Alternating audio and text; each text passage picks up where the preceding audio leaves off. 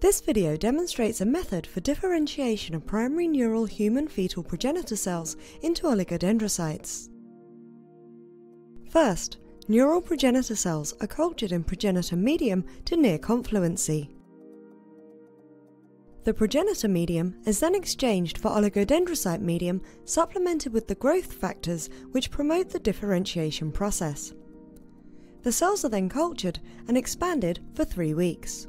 The growth factor supplemented oligodendrocyte medium is then exchanged for oligodendrocyte medium without growth factors, and the cells are cultured for an additional 6 to 10 days until phenotypic changes are seen by microscopy.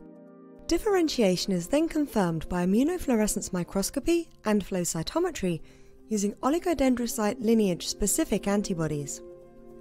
Ultimately, the successfully differentiated oligodendrocytes can be used for in vitro studies of oligodendrocyte biology and interactions with infectious agents such as the human polyomavirus JCV.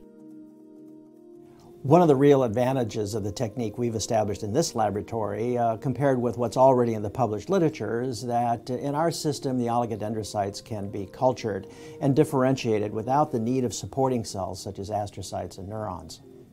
Another advantage of our protocol, we think, is that it makes it possible to cultivate a large number of these precursor oligodendrocytes that express markers such as O4 that can be grown and passaged in culture for many weeks into large numbers of populations of cells while maintaining their phenotype. The end result of differentiation gives us almost a pure population of oligodendrocytes.